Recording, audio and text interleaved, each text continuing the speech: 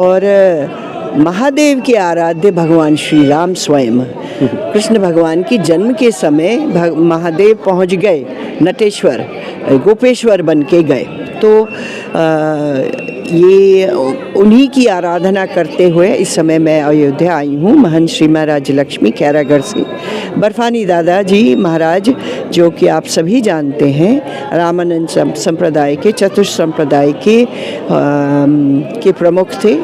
और इस समय काठमांडू का जो नरेश है, काठमांडू नरेश कहिए, ज्ञानेंद्र सरकार, ज्ञानेंद्र महाराज राज, उनके बड़े भाई का परिवार में राजा श्री प्रकाश जी के साथ के ही परिवार की है, ये समझ लीजिए।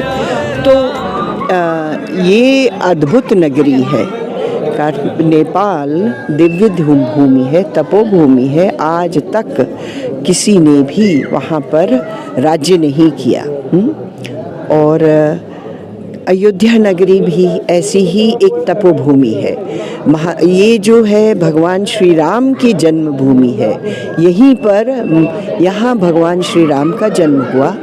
यहाँ से निकल के वो राजा राम बने, और जब वनवास हुआ, मर्यादा पुरुषोत्तम भगवान श्री राम बने, लौट के आए तो उन्हें राम राज्य की स्थापना की।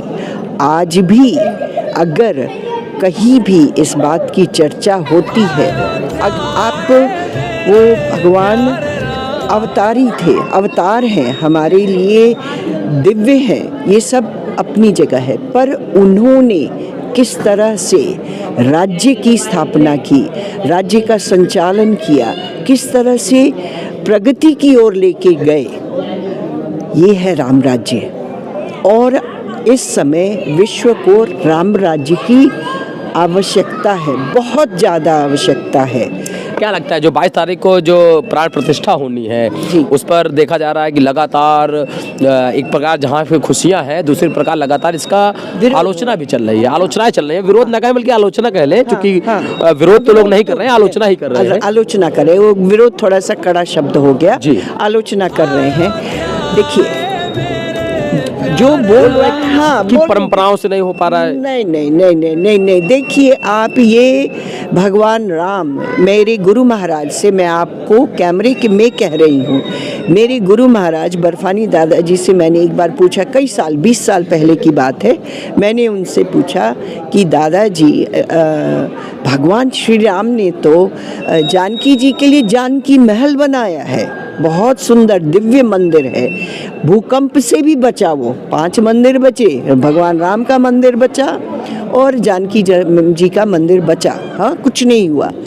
तो ऐसा दिव्य स्थान है, जानकी महल कहते हैं उसको। तो मैंने दादाजी से पूछा, दादाजी भगवान राम मड़ई में क्यों रहते हैं, ये जो यहाँ की लोकल भाषा है, भगवान मड़ई में क्यों है? तो उन्होंने कहा, मुन्नी भगवान राम वनवासी थे, वनवासी हैं, वो कहीं नहीं गए हैं।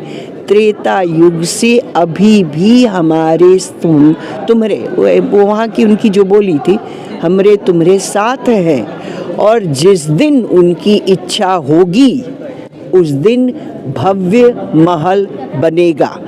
तो ये आप जिसको जो कहना है कहने दीजिए, ये ईश्वर से की इच्छा से एक पत्ता नहीं हिलता।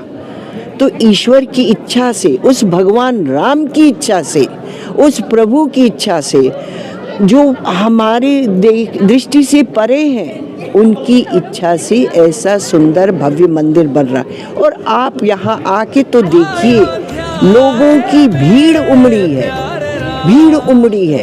काशी, मैं काशी की हूँ कहा आपको, काशी विश्वनाथ बदल गया है, काशी बदल गई है, स्वच्छ गंगा स्वच्छ हो गई है। और जितने लोग हैं वहाँ जो रहते हैं, जो आप बिजनेस के स्तर पे देखें, कामकाज के स्तर पे देखें, सभी का कामकाज बढ़ गया है।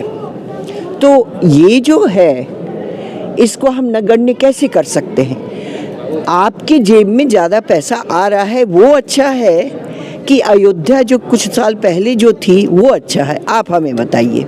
नहीं, आप ही बताइए, चूंकि हम तो आप ही से जान रहे हैं। बिल्कुल, आज अयोध्या आप खुश हैं अयोध्या? बहुत ज़्यादा। काशी की बात करो, हम बहुत ही खुश हैं।